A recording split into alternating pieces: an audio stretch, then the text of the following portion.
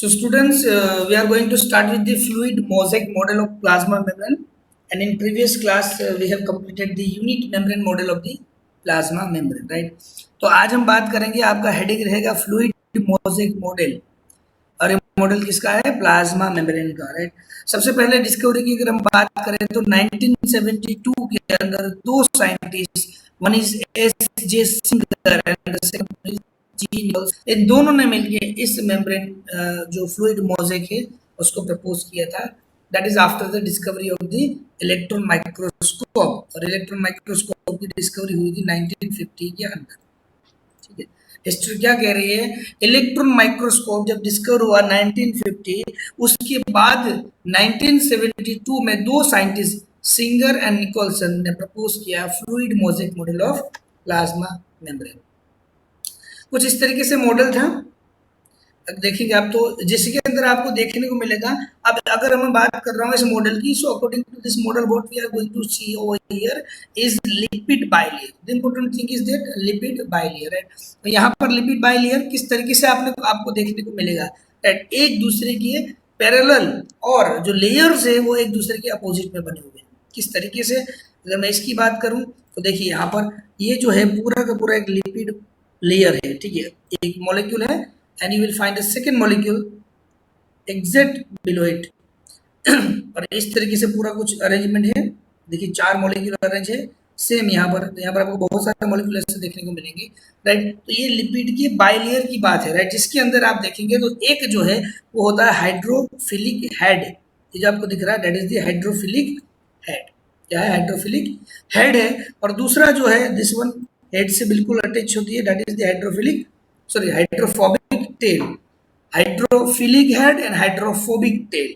समझने वाली बात यह है, हाइड्रोफिलिक का मतलब ये होता है जिसको फ्लूइड के सामने कोई डर ना लगे, फ्लूइड के साथ वो अपने आप को मतलब एक्सपोज कर सके, राइट? तो यहाँ हेड जो है वो फ्लूइड के सामने अपने आप को एक्सपोज कर सके, इन शॉर्ट पानी से प्यार हो जाना। जबकि हाइड्रोफोबिक की बात करते हैं, वर्ड आ रहा है फोबिक। फोबिक का मतलब है डर लगना, डरना, व्हाटएवर जो भी रीजन, ठीक है?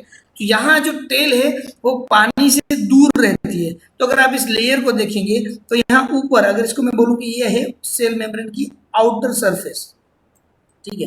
ये है outer portion and this will be the inner portion. ये है सेल का इनर वाला पार्ट, राइट? और ये मेम्ब्रेन यहाँ से कुछ इस तरीके से एक्सप्रेस हो रही है, जा रही है इस तरीके से, राइट? समझ में आ रही बात कि नहीं? बहुत इजी बता रहा हूँ आपको। तो अगर आप देखेंगे तो आउटर में, बाहर की साइड अगर देखें एक सेल के, तो सेल के बाहर की साइड पे फ्लूइड मटेरियल जरूर प्रेजेंट होगा, राइट? अगर हम इनसाइड बात करें, सेल के अंदर आ जाए, तो सेल के अंदर तो साइटोप्लाज्म नाम का फ्लूइड मटेरियल होता है, राइट? तो दोनों साइड में फ्लूइड मटेरियल है, तो उसको टैकल कौन कर रहा है? टैकल करने वाला है हाइड्रोफिलिक हेड। दोनों साइड पे आपको लेयर्स है देखने को मिलेंगे, राइट?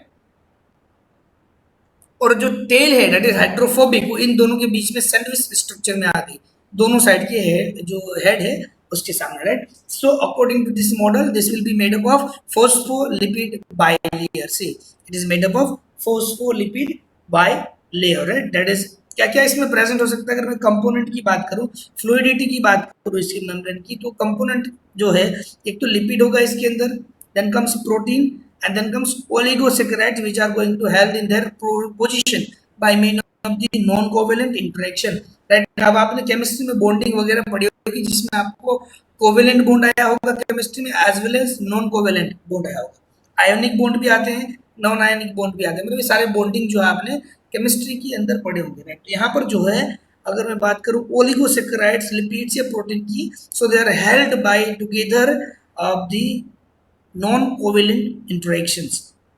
आपस में क्या कर रहे हैं? नॉन कोवेलेंट इंटरेक्शन कर रहे हैं, राइट? अब अगर मैं लिपिड्स की बात कर रहा हूं, सो जो लिपिड्स होते हैं they are the amphipathic, that means what? They are structurally asymmetrically with polar hydrophilic head and non polar hydrophobic groups. एक दूसरे के साथ किस तरीके से इसका अगर अटैचमेंट है उसकी हम बात करें, राइट? दोनों साइड में, राइट? स्पेसिफिकली अगर मैं आउटर साइड की बात करूं, so on the outer side of the some specific type of lipids you will see a sugar chain that is going to attach with it. तो इसको जैसे अगर हम बात करें यहाँ पर इस लिपिड के साथ आपको ये शुगर की एक चेन देखने को मिल रही है, राइट? तो इस चेन को हम कहते हैं glycolipid. What we will see? Glycolipids कहते हैं, right. And apart from that अगर मैं बात करूँ तो यहाँ पर आपको दो अलग अलग टाइप की प्रोटीन्स मिलेंगे। एक पेरिफेरल प्रोटीन होता है और दूसरा इंटीग्रल प्रोटीन होता है। पेरिफेरल को हम एक्सट्रिंसिक प्रोटीन भी कहते हैं, जो बाहर की साइड पे अवेलेबल रहता है, राइट। एक होता है पेरिफेरल, बाहर की सरफेस पे प्रेजेंट होने वाला प्रोटीन, और एक होता है सिंपली ऐसा प्रोटीन जो इंटीग्रल है, मतलब कि मेम्ब्रेन के अंदर में अटैच है, जैसे कि ये वाला, ये है membrane attach, internal membrane protein में कह सकता हूँ, राइट से लिखा है यहाँ पर प्रोटीन मॉलिक्यूल जो इस मेम्ब्रेन के अंदर अटैच है, राइट। अपार्ट फ्रॉम कुछ प्रोटीन मॉलिक्यूल यहाँ पर इस तरह की चेन बनी हुई होगी, राइट, जो ग्लाइकोप्रोटीन्स कहते हैं हम इसको, कनेक्टेड है, राइट। यहाँ आपको कार्बोहाइड्रेट की चेन भी देखने को मिलेगी। अब जो पेरिफेरल प्रोटीन है, right, that means the specifically completely external होते हैं, they are loosely attach to the polar head के साथ लूजली अटैच होते हैं, and specifically lipid on the both surface के साइड रहते हैं, राइट। एंड अगर हम इसकी टोटल प्रोटीन की कंस्टिट्यूएंट की बात करें कितना होता है, तो ये होता है करीबन 20 to 30%। दोनों साइड के मिला के अगर एक्सटर्नल की हम बात करें तो ये करीबन 20 to 30% के आसपास रहता है। ये आपको याद रखना है, नोट करिएगा, ठीक है, वैल्यूएशन। अपार्ट फ्रॉम दैट अगर इंटीग्रल की बात करूँ तो इंटीग्रल प्रोटीन जो आपको ये देखने को मिल रहा है, ये करीबन 70% के आसपास होता है। इंटीग्रल प्रोटीन जो है वो करीबन 70% के आसपास होता है। This proteins are tightly held to phospholipids. जो फॉस्फोलिपिड्स का बाइल लेयर बन रहा है बच्चों यहाँ पर, उसी के साथ ये प्रोटीन एकदम टाइटली यहाँ पर अटैच रहता है। स्मॉल इंटीग्रेशन आपको यहाँ पर देखने को मिलेंगे। स्पेसिफिक सभी का अलग अलग फंक्शन है। तो ये वाला जो इंटीग्रल प्रोटीन है स्पेसिफिकली ट्रांसपोर्ट का भी काम करता है, एक मॉलिक्यूल को अंदर भेजने का या फिर अंदर वाले मॉलिक्यूल को बाहर भेजने का, बट एक चैनल टाइप वर्क करता है, राइट, एक चैनल की तरह वर्क करता है। जैसे हमारे घर के एक किसी रूम के आज पास जो दरवाजा होता है रूम में लगा हुआ, वो दरवाजा क्या काम करता है, चैनल का काम करता है, राइट, दोनों वॉल के बीच में लगा हुआ है और वो आपको इन एंड आउट हेल्प करता है। क्लियर है? आपको इसमें डाउट नहीं होना चाहिए, बहुत ही आसान मॉडल है, कोई ज़्यादा डिफिकल्टी इसके अंदर नहीं है। ये है फ्लूइड मोज़ेक मॉडल। किसने दिया था? दो साइंटिस्ट का नाम आपको भूलना नहीं, याद रखना ही है, राइट, जिसमें एक आएगा Singer and second one will be the Nicolson, and propose year अगर हम बात करें दैट इज 1972। ग्लाइकोलिपिड्स आते हैं, पेरिफेरल प्रोटीन्स आते हैं, इंटीग्रल प्रोटीन्स आते हैं, ये सारी चीज़ें हमें याद रखनी है। अपार्ट फ्रॉम दैट जैसे हम ये चीजें बात कर रहे हैं, राइट, लिपिड पार्ट की अगर हम बात करें, so plasma membrane also contains some specific type of lipid that is known as cholesterol. आपने कोलेस्ट्रॉल का नाम जरूर सुना होगा, राइट। तो यहाँ पर जो लिपिड पार्ट की हम बात कर रहे हैं, सो प्लाज्मा मेम्ब्रेन में कोलेस्ट्रॉल भी प्रेजेंट होता है। Now this cholesterol molecules are more rigid than the phospholipids, and therefore presence of cholesterol presence of cholesterol confers specifically stability. What it will confers? What? Stability of the eukaryotic membrane. यानी कि simply eukaryotic membrane के अंदर एक lipid present है that is cholesterol, और उससे उसकी membrane की स्टेबिलिटी मिलती है, राइट। जबकि प्रोकैरियोटिक सेल में उल्टा है, वहाँ ये लिपिड मॉलिक्यूल प्रेजेंट नहीं है। कौन सा? Cholesterol, right. So in specific type of some bacteria जो होते हैं वहाँ पर, उसके पास एक पेंटासाइक्लिक स्टिरोल प्रेजेंट होता है, जिसको हम हेपानोइड्स कहते हैं। यानी कि हेपानोइड्स जो है वो रिप्लेसमेंट ऑफ किसका रिप्लेसमेंट है? कोलेस्ट्रॉल का। फंक्शन सेम रहेगा, मेम्ब्रेन को स्टेबिलाईज कर देगा वो भी, राइट, बट कोलेस्ट्रॉल जो है वहां पर प्रेजेंट नहीं होता है, राइट। आई होप कि आपको क्लियर है। अब इसके हम आगे बढ़ जाते हैं, अब आगे बढ़ के हम इसमें बात करेंगे फंक्शन की, राइट। तो लिपिड बाइलेयर से बना हुआ ये जो मेम्ब्रेन, एक्चुअली आपको ये याद रखना कि ये सबसे ज़्यादा एक्सेप्टेबल मॉडल है। फ्लूइड मोज़ेक मॉडल जो है एक्सेप्टेबल मॉडल है, सबसे ज़्यादा एक्सेप्ट हुआ मॉडल है। 2-3 मार्क्स में आपको बोर्ड एग्जामिनेशन में ये पूछते हैं, ठीक है। फंक्शन की बात करें तो यहाँ पर जो है जो मेम्ब्रेन बन रही है परमीबल मेम्ब्रेन कौन सी है? The membrane is selectively permeable to some molecules. अब सिलेक्टिवली परमिएबल का मतलब होता है कि सिलेक्ट कर करके मॉलिक्यूल्स को अंदर भेजेंगे, right, on either side of it, right. अब नाउ मेनी मॉलिक्यूल्स जो होती है they can freely move across the membrane, कोई उसको रिक्वायरमेंट नहीं है एनर्जी की, वो ऐसे ही मूव करेंगे, तो हम उसको क्या कहते हैं? हम उसको पैसिव ट्रांसपोर्ट कहते हैं। ट्रांसपोर्ट के दो टाइप्स है, active transport and passive transport. Active transport में एनर्जी की जरूरत पड़ती है, पैसिव ट्रांसपोर्ट में एनर्जी की रिक्वायरमेंट नहीं पड़ती।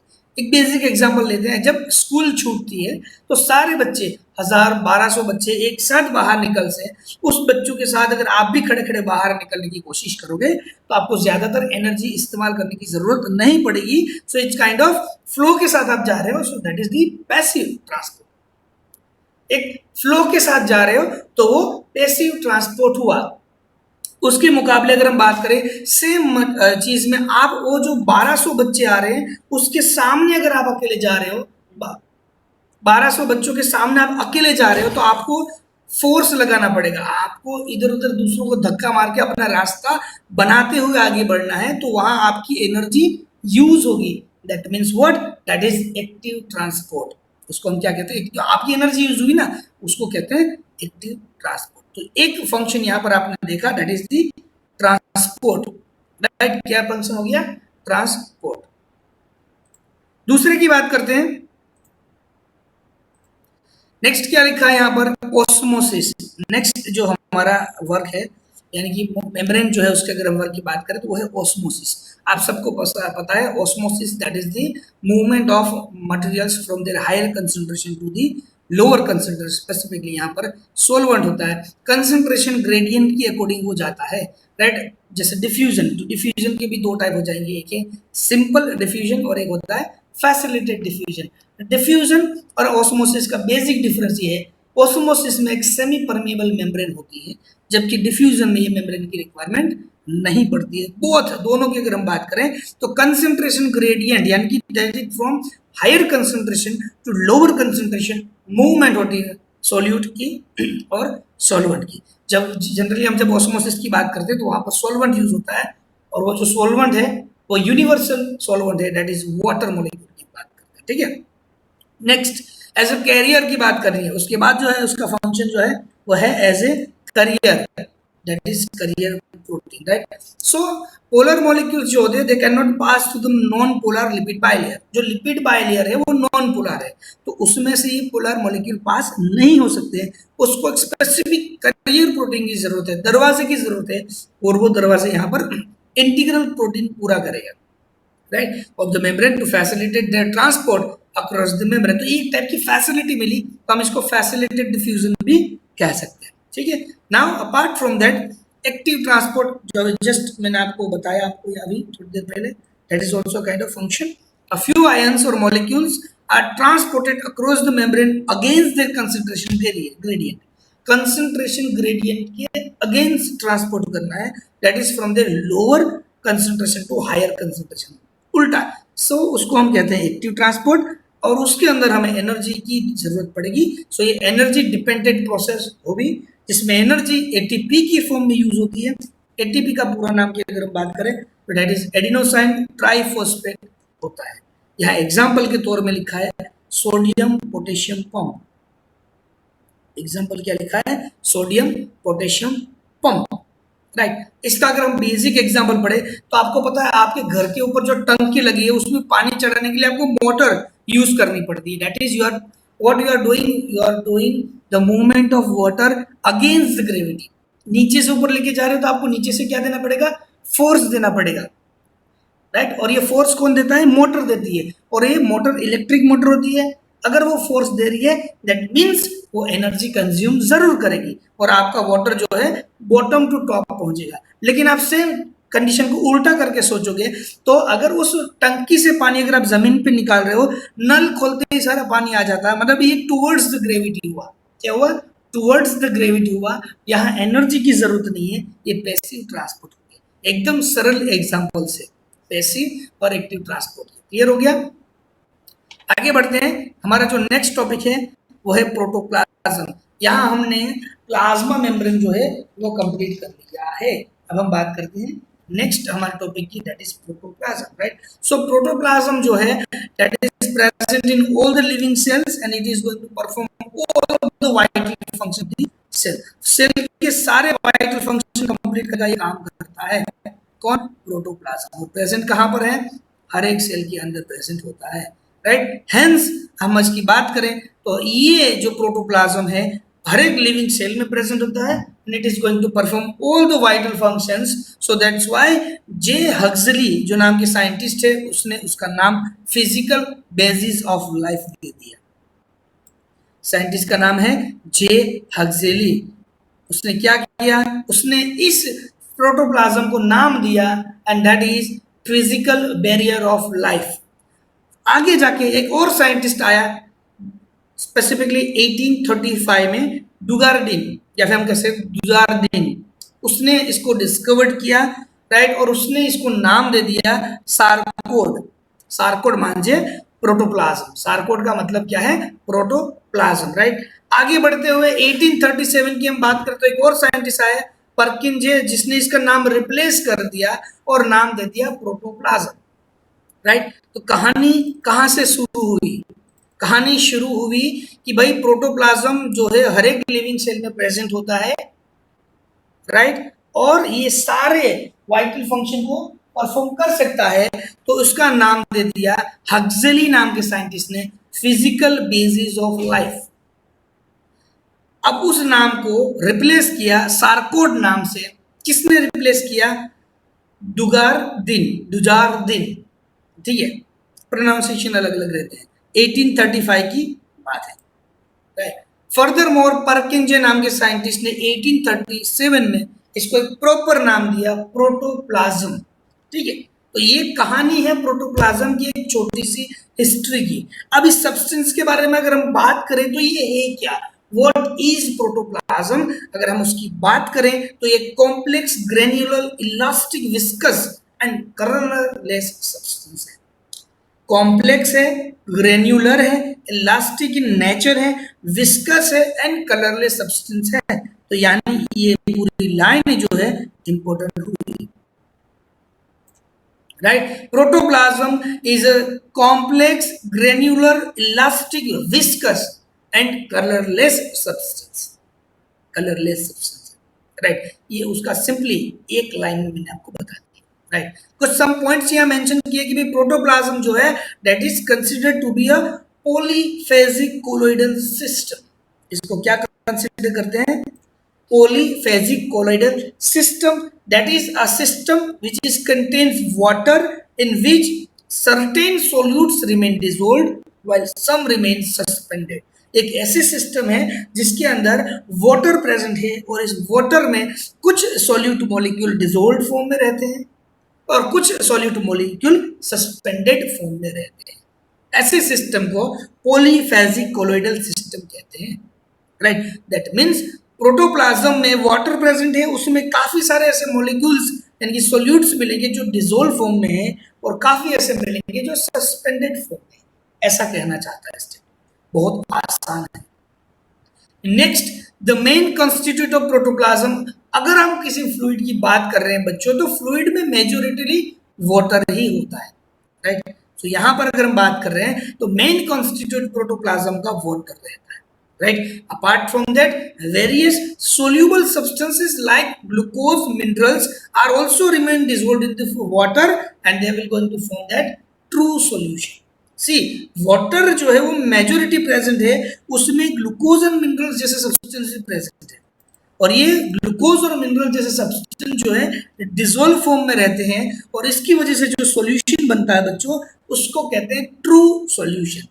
क्या कहते हैं, ट्रू सॉल्यूशन, राइट. जबकि apart from that in this solution various larger insoluble organic compounds are also present. कौन से वाले, लार्जर इनसॉल्युबल ऑर्गेनिक कंपाउंड्स, तो दे आर आल्सो प्रेजेंट.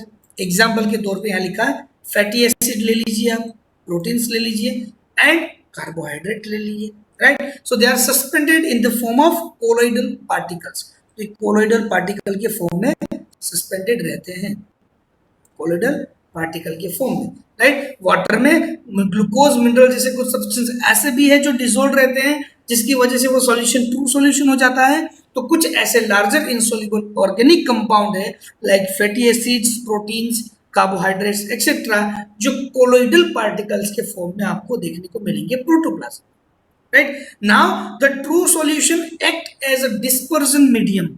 कैसे काम करेगा ट्रू सॉल्यूशन, ट्रू सॉल्यूशन क्या था, water plus dissolved glucose, dissolved minerals, etc. And कि dissolved substance, and it's going to known as true solution, which is act as dispersion medium, whereas the different colloidal particles such as protein and lipids etc. they are going to consider as dispersed phase. इसको हम क्या constitute कहेंगे? Dispersed phase. जो material dissolve हो गया है, right, और जो मीडियम बना वो ट्रू सॉल्यूशन है, और वो डिस्पर्जन मीडियम के रूप में हम उसको काम करते हैं, वो ऐसा हम मानते हैं. And the second one is dispersed phase, जिसमें कोलोइडल पार्टिकल्स जो है प्रेजेंट रहते हैं, right. Now next some emulsions, काफी ऐसे आपको इमल्जन्स मिलेंगे, और suspensoids they are also present, and hence protoplasm is a complex colloidal system of many phases. इसको कोलोइडल सिस्टम क्यों कहते हैं? क्योंकि इसमें इमल्सन्स मिलेंगे, डिस्पर्स्ड फेज देखने को मिलेंगे, apart from the true solution मिलेंगे. सो आई कैन से कि पूरा मिक्सचर है, राइट. क्या है? पूरा मिक्सचर है, तो उसको हम क्या कहते हैं? Colloidal system. क्लियर है? The colloidal particles present in protoplasm like enzymes, they are provide a large surface area for various chemical reaction to occur and also have a characteristic property of adsorption. देखो यहां पर दो चीज समझिए आप, absorption and adsorption, दो word है, सिर्फ डी और बी का फर्क है. एब्जॉर्प्शन, जो स्पंज को अगर आप पानी में रखते हो और पानी पूरा सोख जाता है उसमें, तो उसको कहते हैं एब्जॉर्प्शन, ABSOPTION, एब्जॉर्प्शन. और अगर आप किसी सरफेस पे चौक को रगड़ते हो और उस चौक की सरफेस पे कोई कलर लग जाए, अंदर तक नहीं गया है, या उस XYZ सरफेस पे चौक लगे अंदर तक नहीं गया है, तो उसको कहते हैं adsorption. So it's a kind of surface phenomena, that is a kind of surface phenomena. ठीक है, तो यहाँ जिक्र आया एंजाइम का, इसका जिक्र है एंजाइम्स का. सो एंजाइम्स क्या है? They are the biocatalyst, they are going to speed up, boost the rate of reaction without going utilized in the reaction. Reaction में utilize हुए बिना, use हुए बिना उस रिएक्शन के रेट को फास्ट करने का काम एंजाइम करता है. फॉर एग्जाम्पल, मैं दो केमिकल के बीच में रिएक्शन कर रहा हूं, दो मॉलिक्यूल के बीच में रिएक्शन हो रही है, A+B and it gives C, right. Reaction हो रही है A+B and it gives C. इस रिएक्शन को होने के लिए 1000 सेकेंड लग रही है, इस रिएक्शन को कंप्लीट होने में 1000 सेकेंड लग रही है. जबकि उसके सामने अगर मैं कोई एंजाइम दे रहा हूं और सेम रिएक्शन करवाता हूं, A+B गिव्स C, और यहाँ एंजाइम प्रेजेंट है, तो सेम रिएक्शन मुझे 0.01 सेकेंड में हो जाएगी. See how it's faster, right. तो यहाँ एंजाइम यूज नहीं होता है, मेरा रिएक्शन का रेट फास्ट कर दिया जाता है. नेक्स्ट क्या लिखा? Protoplasm sol gel interconversion. Protoplasm sol gel interconversion, right. दो जेल की बात अगर आप करेंगे तो यहां पर इंटरकन्वर्सन की बात करें. देखिए अगर दो सेल आपस में, अगर हम प्लांट सेल की बात करें बच्चों, तो प्लांट सेल जो है, दो सेल आपस में सीमेंटिंग मटेरियल से जुड़े हुए होते हैं, दैट इज मिडिल लैमेला, और उनके पास प्लाज्मोडेस्माटा नाम की एक टनल लाइक स्ट्रक्चर है, आप ऐसा मान के चलिए. तो यहाँ प्रोटोप्लाज्म एक सेल से दूसरे सेल में जाता है according to the requirement, right. Some of the proteinaceous constitute of the protoplasm coagulate at high temperature. अब देखो प्रोटोप्लाज्म में जो प्रोटीन्स प्रेजेंट है, उसमें काफी ऐसे प्रोटीन्स है बच्चों जो एक हाई टेम्परेचर पे क्या हो जाएंगे? कोएगुलेट हो जाएंगे. For example 60 degree temperature and 60 degree above, which result in the death of the cell. Cell को फंक्शन करने के लिए प्रोटीन्स की रिक्वायरमेंट है, और ये प्रोटीन्स अच्छे से काम करता है जब तक उसको हायर टेम्परेचर ना दिया जाए. अगर एक बार उसको 60 डिग्री सेंटीग्रेड हायर टेम्परेचर दिया जाए या उससे ज्यादा भी दिया जाए, तो ये प्रोटीन जो है डी नेचर हो जाते हैं, अपना काम छोड़ देते हैं, और उसी की वजह से पूरा जो सेल है वो डेड हो जाएगा. इससे यह भी साबित होता है कि प्रोटीन्स, लिपिड्स, इवन डीएनए वगैरह इसके ऊपर सेल डिपेंडेंट भी है. क्लियर है? द एग्जैक्ट केमिकल कंपोजिशन की अगर हम बात करें प्रोटोप्लाज्म की, so it can not be analyse as it undergoes continuous changes and its composition is not therefore constant. Protoplasm एक ऐसा सब्सटेंस है जिसका आप केमिकल कंपोजिशन नहीं दे सकते 100%, ये चीज इतने इतने अमाउंट में प्रेजेंट है, हम इसको 100% नहीं बता सकते क्योंकि वहां कंटिन्यूस चेंजेस आएगा, देयरफॉर उसकी कंपोजिशन जो है वो कांस्टेंट नहीं रहती है, राइट। ये एक इंपॉर्टेंट पॉइंट हो गया यहाँ पर। बट अगर हम अप्रोक्सीमेट की बात करें, अप्रोक्सीमेट वैल्यू लेके चलनी है, तो अगर हम बात करें तो प्लांट का प्रोटोप्लाज्म यहाँ पर एग्जांपल के लिए लिया है, तो प्लांट के प्रोटोप्लाज्म में क्या क्या प्रेजेंट होता है, it's approximate constitution values, water present होता है, अमाउंट देखते जाइए, water about 90%, protein 7.2%, carbohydrate 2.0%, fats 1.0%, minerals 1.0%, as well as DNA and RNA that is in trace, DNA RNA हमें ट्रेस फॉर्म में देखने को। तो यहां आपको मैक्सिमम वाटर दिख रहा है, ये बात कर रहे हैं plant protoplasm. So maximum water content in protoplasm is found in hydrophytes. Note करिएगा, हाइड्रोफाइट्स के अंदर आपको मैक्सिमम वाटर कंटेंट देखने को मिलेंगे, दैट इज 95%। कितना है वो, दैट इज 95%। वेरेज मिनिमम अगर हम बात करें वाटर की, तो मिनिमम में देखने को मिलेगा सीड्स एंड स्पोर्स में, जिसको हम डोरमेंट ऑर्गन्स कहते हैं, करीबन 10 to 15% रहता है, राइट। सबसे ज्यादा वाटर किस में रहता है, हाइड्रोफाइट्स, पानी में रहने वाले पौधे 95%, सबसे कम सीड्स, स्पोर्स वगैरह वगैरह, कितना 10 to 15%। while in animals water is less and proteins are more, animal में वाटर कम होता है, दैट इज 65%, और प्रोटीन ज्यादा होता है, दैट इज अबाउट 15%। क्लियर है। Now inorganic matter is found in ionic state. Inorganic matter हमें कब देखने को मिलेगा, इन ionic state. while main cations, अगर हम बात करें इसके मेन केटायंस की बात करें, तो main cations are calcium, potassium, magnesium and iron. लिखिएगा, calcium, potassium, magnesium and iron. The main anion की अगर हम बात करें, राइट, एन आयन की अगर मैं बात करूं मेन, तो they are nitrates, sulphates, bicarbonates and chlorides. आपको यहां पर केटायंस, एनायंस दो मिले, मेन की बात कर रहा हूं। केटायंस में कौन इंक्लूड किए, calcium, potassium, magnesium and iron, iron, ठीक है। अगर हम एनायंस की बात करें तो उसमें हमने nitrates, sulphates, bicarbonates and chlorides को इंक्लूड किया, right.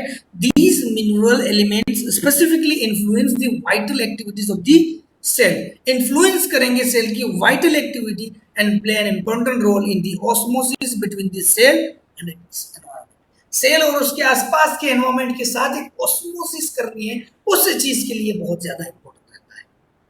Among the organic substance, अगर हम बात करें ग्लूकोज, फ्रुक्टोज एंड सुक्रोज की, so they are the main carbohydrate found in the protoplasm. तो प्रोटोप्लाज्म में मिलने वाले मेन कार्बोहाइड्रेट कौन है भाई, मेन कार्बोहाइड्रेट है glucose, fructose and sucrose. They provide what, definitely energy, what they provide energy for many cellular activities. और ये एनर्जी एटीपी के फॉर्म में होती है। एटीपी पूरा नाम है adenosine triphosphate. Lipids are also found in the protoplasm to liberate energy and integral part of the membrane. Lipid का भी एक रोल है वहां पर, liberation of energy, right, liberation of energy. Clear हो गया। नेक्स्ट प्रोटीन की बात करते हैं। So protein 64% of total solid substance, कितने प्रेजेंट है भाई, 64% of total solid substance form the most significant part of the protoplasm. They are going to form the most significant part of the protoplasm, and most of the chemical reaction in protoplasm are carried out by the help of the enzymes, which are proteins. Keep in mind, enzymes are proteins. So I can say all the enzymes are protein, but all the proteins are not enzymes. Statement को double course करके लिखिए, double inverted comma करिए, लिखिए statement है all the enzymes are proteins all the enzymes are proteins, but all the proteins are not enzymes.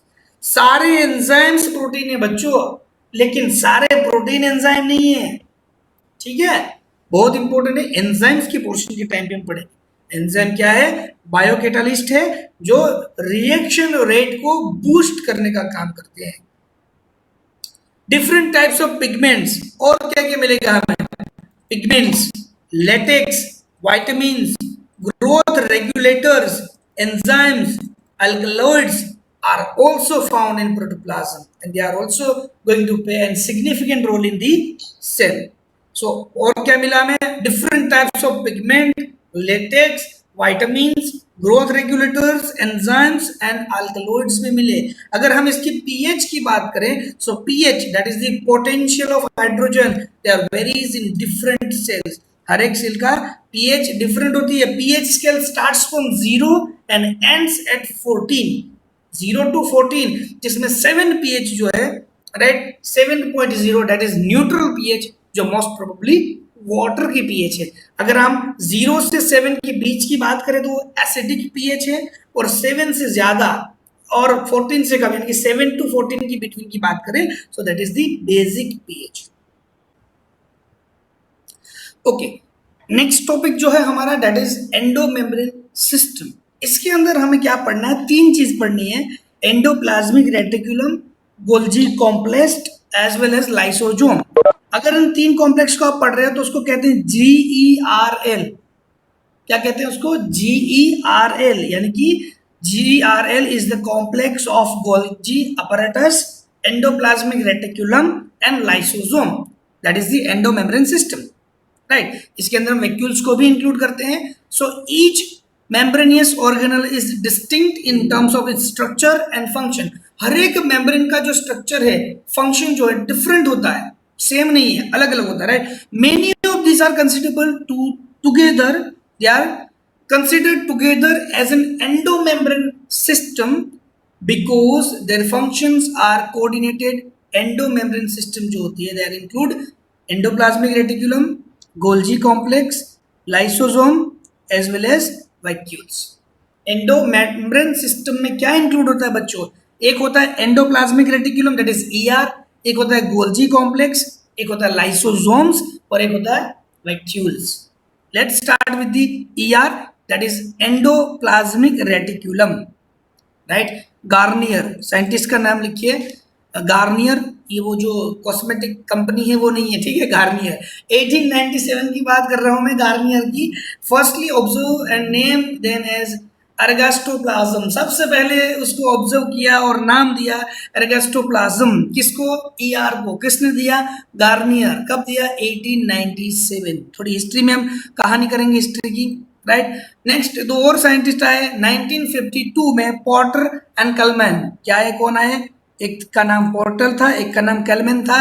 1952 की बात है, and they give the term endoplasmic reticulum, ER। Endoplasmic reticulum is also known as endoskeleton of the cell. दूसरा नाम note करिए specifically, ER का दूसरा नाम है एंडोस्केलेटन ऑफ द सेल। एक और नाम है endomembranous system of the cell. ER short form इसको ER में कहते हैं, that is the diffused cell organelle in the cytoplasm of the all the eukaryotic cell. सारे यूकैरियोटिक सेल में डिफ्यूज मेम्ब्रेन है। देखेंगे अगर आप स्ट्रक्चर, तो न्यूक्लियस के साथ वो अटैच रहती है। इसका अटैचमेंट जो है न्यूक्लियस के साथ से है, और ये पूरे सेल के अंदर यानी कि न्यूक्लियस टू मेम्ब्रेन तक फैला हुआ रहता है, राइट। प्लाज्मा मेम्ब्रेन तक। See this will be the plasma membrane and this is the nuclear membrane, nuclear envelope भी कह सकते हैं, right. So the endoplasmic reticulum is bounded by a single unit membrane.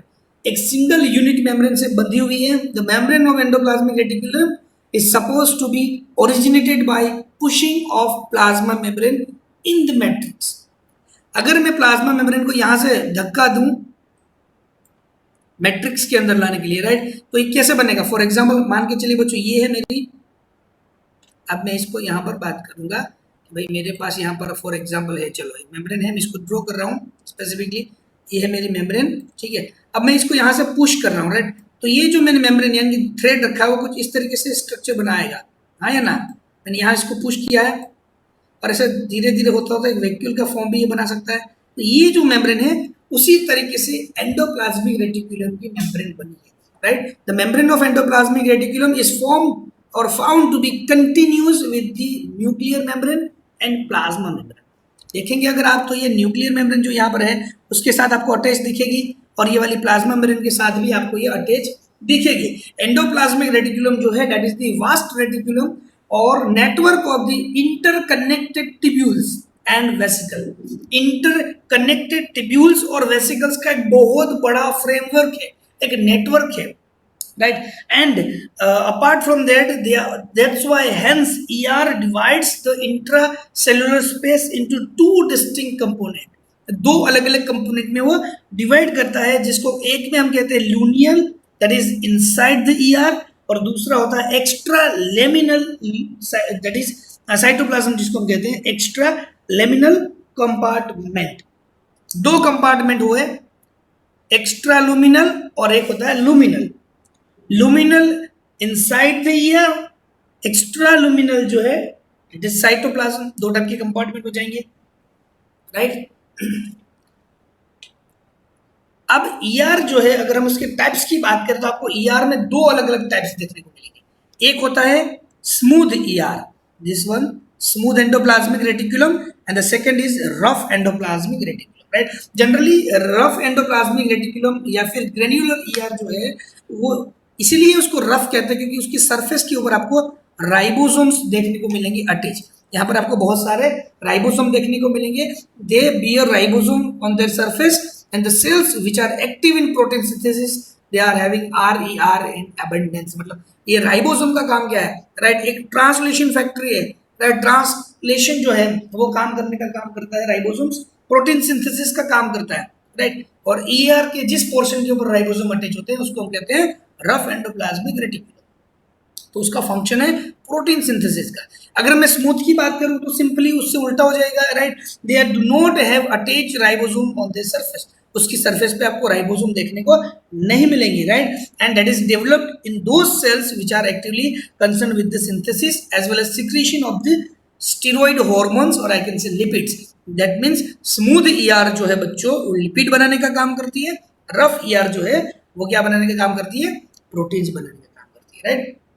Apart from that अगर मैं function की बात करूं endoplasmic reticulum के फंक्शन क्या क्या है, उससे पहले मैं आपको एक चीज और बता दूं। इसकी अगर हम थोड़ा डिवाइड करें तो आपको क्या क्या मिलेगा। एक मिलेगा सिस्टर्नी, यानी कि ये जो आपको टेढ़े मेढ़े जो पोर्शन मेम्ब्रेन के दिख रहे हैं ना उसको हम क्या कहते हैं, cisternae, CISTERNAN।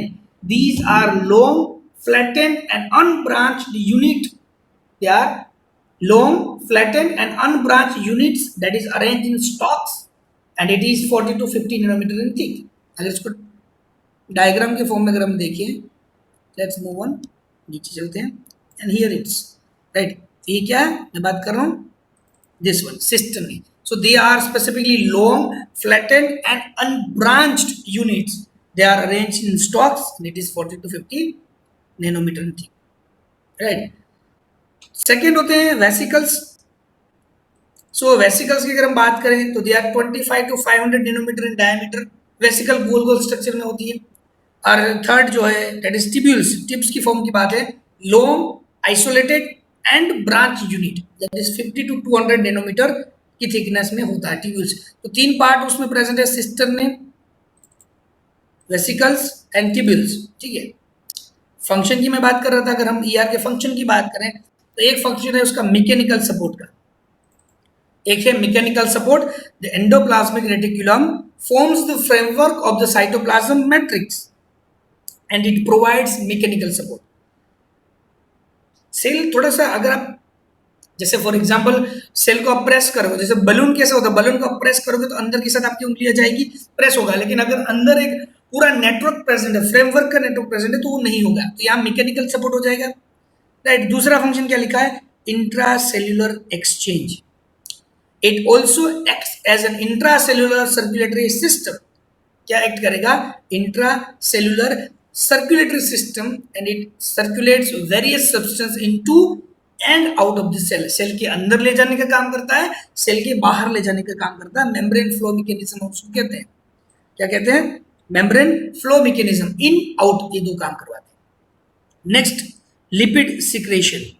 Lipid is synthesized by SER, जैसे मैंने आपको बताया, स्मूथ एंडोप्लाज्मिक रेटिकुलम। लिपिड वो सिक्रेट करती है और उसके बाद इसको स्टोरेज कहाँ किया जाता है? गोल्जी कॉम्प्लेक्स में। लिपिड सिंथेसाइज एसीआर करता है and stored in Golgi complex before finally being incorporated into the cytoplasm as lipid droplets. भाई साइटोप्लाज्म में उसको भेजना है ताकि वो फंक्शन कर सके लिपिड ड्रॉपलेट के फॉर्म में, तो भेजने से पहले उसको गोल्जी कॉम्प्लेक्स में क्या किया जाता है? स्टोर किया जाता है, right. And after that extruded outside of the cell. उस ड्रॉपलेट का जब काम खत्म हो जाता है तो उसको सेल के बाहर निकाल दिया जाता है। एक्चुअली ट्रांसपोर्ट का काम जो है वो गोल्जी अपैरेटस करता है, एट टाइम आपको बताऊंगा उसका फंक्शन है। मेजर लिपिड सिंथेसिस की हम बात करें तो एससीआर यानी कि स्मूथ एंडोप्लाज्मिक रेटिकुलम करते हैं, and they are phospholipids and cholesterol.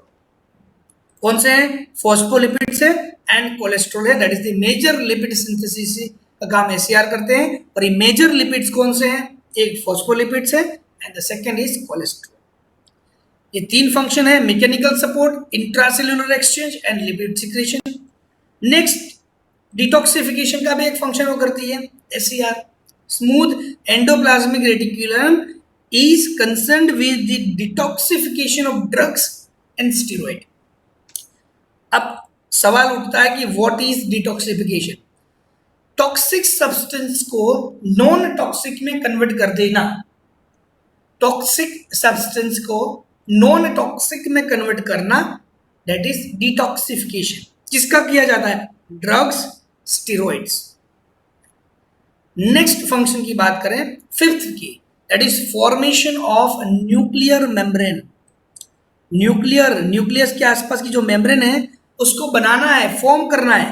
अरे भाई वो भी यार करती है। Fragmented vesicles of disintegrated nuclear membrane and ER elements arrange around chromosomes to form a new nuclear membrane. एक नई न्यूक्लियर मेम्ब्रेन कैसे बनती है? जो क्रोमोसोम प्रेजेंट है उसके आसपास डिसइंटीग्रेटेड न्यूक्लियर मेम्ब्रेन और ईआर एलिमेंट्स जो है अरेंज हो जाते हैं, फ्यूज हो जाते हैं और एक नई न्यूक्लियर मेम्ब्रेन बन जाती है। बात समझ में आ रही है? बहुत आसान है। एंडोप्लाज्मिक रेटिकुलम, हिस्ट्री आपने देख ली, तीन उसके पार्ट्स देखे, cisternae, tubules and vesicles. Types देखे तो टाइप्स में एक था स्मूथ ईआर और एक था रफ ईआर। रफ का काम था, रफ को रफ कहते हैं क्यों? क्योंकि उसमें राइबोसोम्स प्रेजेंट है। काम की बात करें तो वो प्रोटीन सिंथेसिस का काम करते हैं। स्मूथ जो है उसमें राइबोसोम नहीं है इसलिए उसको स्मूथ कहते हैं। फंक्शन लिपिड प्रोड्यूस करने का है, प्रोडक्शन का। ओवरऑल फंक्शन भी हमने देखा, mechanical support, intracellular exchange, lipid secretion, detoxification as well as nuclear membrane formation. So these are the functions. So एक छोटा सा टॉपिक है ईआर, यहाँ से भी एमसीक्यूज पूछी जाते हैं नीट वगैरह में, और ये पार्ट है एंडो मेम्ब्रेन सिस्टम का। बहुत ही आसान था, राइट। तो आज इस क्लास में यहाँ तक रखेंगे।